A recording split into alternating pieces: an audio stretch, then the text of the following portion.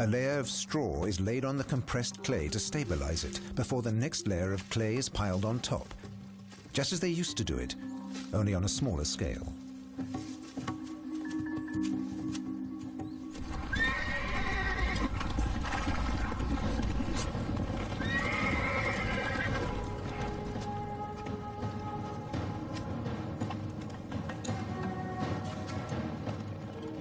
The Han Dynasty's gigantic frontier wall begins near the place R.L. Stein would later find, Yumenguan, the Jade Gate.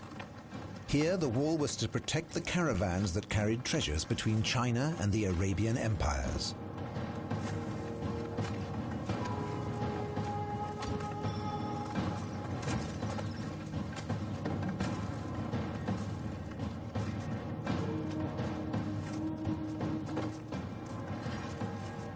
Today, no one knows how many people were recruited for the construction of the wall. Many of them were soldiers, others were forced laborers, condemned to years of work on the wall, often for tiny misdemeanors. Still others were landless peasants, sent to the empire's largest construction site from all parts of the country. For royal officials, they were just beads on an abacus. We know, because we have later dynasties' calculations. If one soldier can build 3 paces of wall in 1 month, then 300 men can build 1.5 kilometers. 3,000 men can build 15 kilometers. So that 500 kilometers would take 100,000 men 1 month to complete.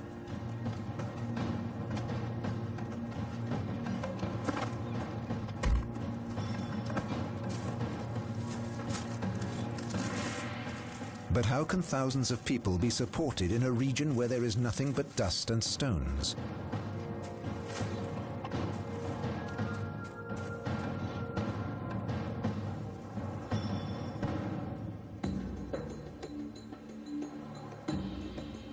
Just 13 kilometers to the east of the Jade Gate, the walls of a giant granary rise in the desert. Huge amounts of grain were brought here from the fertile regions of the empire.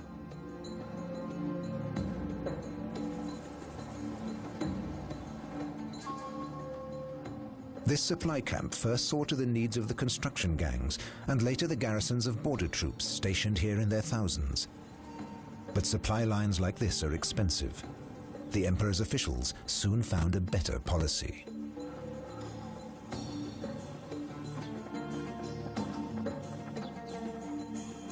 No one knows the names of the people who had to carry it out. Perhaps this man was one of them. We'll call him Zheng Bao. Like thousands of others, he became a member of a new class, that of soldier farmers, landless peasants inducted into the army. To cut costs, their families were recruited with them, and then they were left to look after themselves.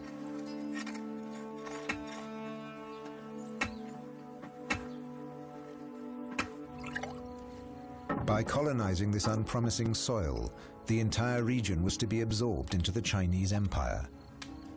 There are still towns and villages in the region that were first colonized by soldier farmers like Zheng Bao.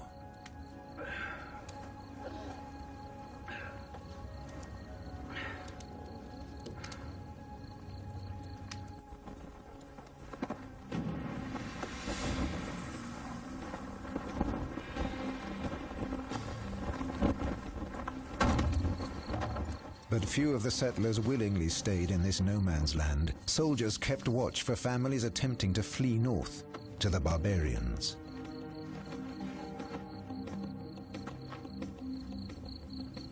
Zheng Bao and his fellow villagers were not the only victims of Emperor Wudi's expansionary policy.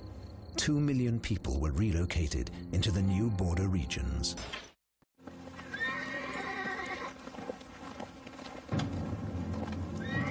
Those opposed to the wall's construction had warned of the high costs of such a gigantic project. We don't know if they included the price paid by the emperor's subjects.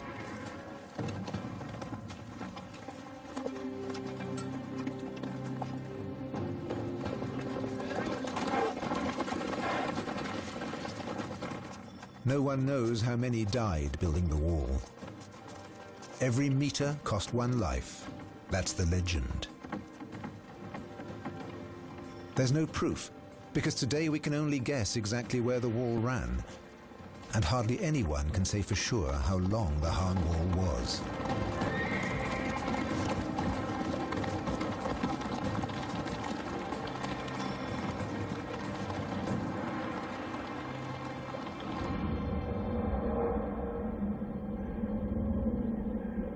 "300 kilometers north of Beijing, close to the borders of the autonomous province of Inner Mongolia.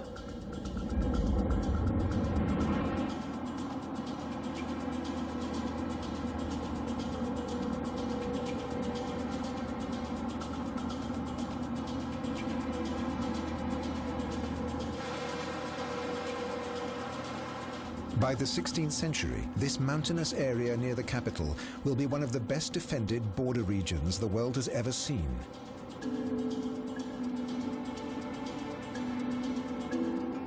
But remains of the Han Wall can be found here too. The Jade Gate at the far end of the Han Wall lies 2,500 kilometers to the west of here. In the 1980s, Dung Yahui walked the entire length of the Han Dynasty Wall. His discoveries relaunched the interest in the Han Wall and its scale.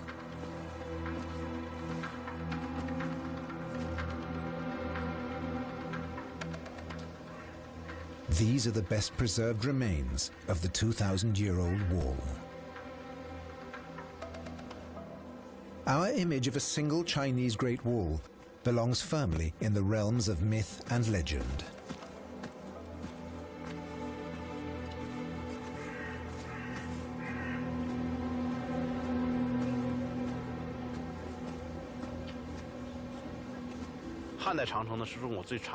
Archaeological tests in recent years show that the Han Wall is probably the longest of all China's defensive walls. Altogether, it's about 20,000 lis long. That's more than 10,000 kilometers. Here in the north, it mostly follows the route of an even older wall, the one the first emperor built 200 years before Christ. The Han Wall runs further north than the other better-known walls. The Ming Great Wall, the one the tourists visit at Badaling, is about 300 kilometers south of here.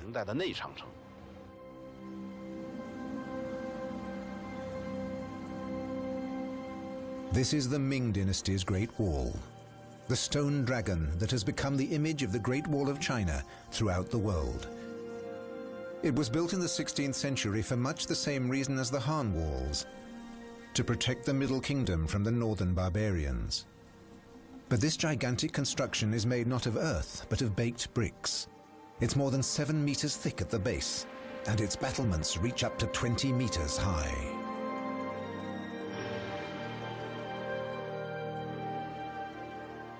It curves majestically through more than 1,200 kilometers of the mountains north of Beijing.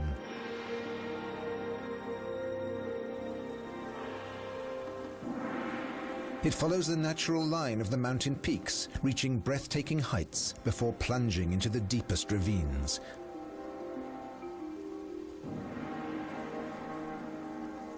Visitors stand speechless before this architectural masterpiece and admire the audacity of its builders, even while they wonder about its real military effectiveness.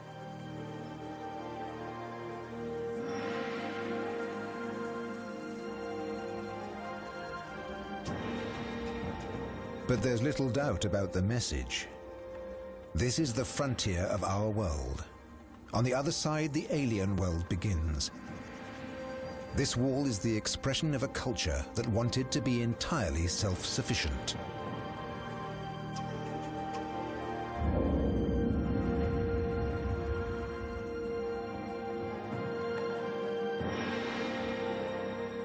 This stone monument marks the peak of wall building in China's long history. Almost every dynasty had built its own wall. There was never a single strategic idea. Some reckon that all the walls added together would stretch for 25,000 kilometers.